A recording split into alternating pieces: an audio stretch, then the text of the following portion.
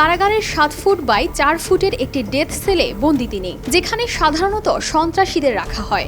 তবে কারাগারে থেকেও দমে যাননি তিনি। এবার জেল থেকেই লড়বেন বিশ্বের অন্যতম প্রাচীন শিক্ষা প্রতিষ্ঠান যুক্তরাজ্যের অক্সফোর্ড বিশ্ববিদ্যালয়ের চ্যান্সেলর পদে। কারাবন্দী থেকেই এই পদের জন্য আবেদন করবেন বলে জানিয়েছেন পাকিস্তানের সাবেক প্রধানমন্ত্রী ও পাকিস্তান তেহরিক-ই-ইনসাফের প্রতিষ্ঠাতা ইমরান খান।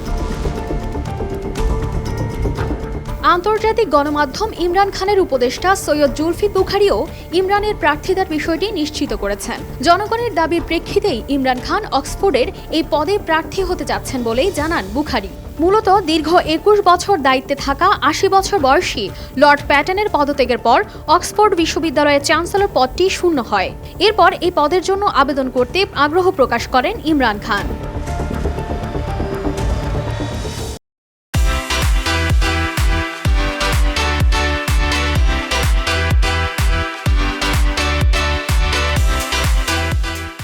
অক্সফোর্ড বিশ্ববিদ্যালয়ের চ্যান্সেলর পদ ও ভূমিকাকে একটি আনুষ্ঠানিক প্রধান হিসেবে বর্ণনা করে থাকে। সাধারণত এই পদে আজীবনের জন্য নির্বাচিত একজন বিশিষ্ট ব্যক্তিত্ব সমস্ত অনুষ্ঠানের সভাপতিত্ব করে থাকেন। ঐতিহ্যগতভাবে চ্যান্সেলর নির্বাচনে বিশ্ববিদ্যালয়ের স্নাতকদের সম্পূর্ণ একাডেমিক পোশাকে উপস্থিত থাকতে হয়। তবে এবারই প্রথম অনলাইনে ভোটাভুটি হতে যাচ্ছে। এ প্রক্রিয়ায় এবার লড়তে যাচ্ছেন এ পর্যন্ত বিশ্ববিদ্যালয়টির সমাবর্তনে অংশ নেওয়া 3.5 লাখ সাবেক শিক্ষার্থী। তবে ইমরান খান আগেও বিশ্ববিদ্যালয়ের চ্যান্সেলরের দায়িত্ব পালন করেছেন। 2005 সালে তিনি যুক্তরাজ্যের ব্র্যাডফোর্ড বিশ্ববিদ্যালয়ের চ্যান্সেলর হন। 2014 সাল পর্যন্ত এই পদে দায়িত্ব পালন করেন তিনি।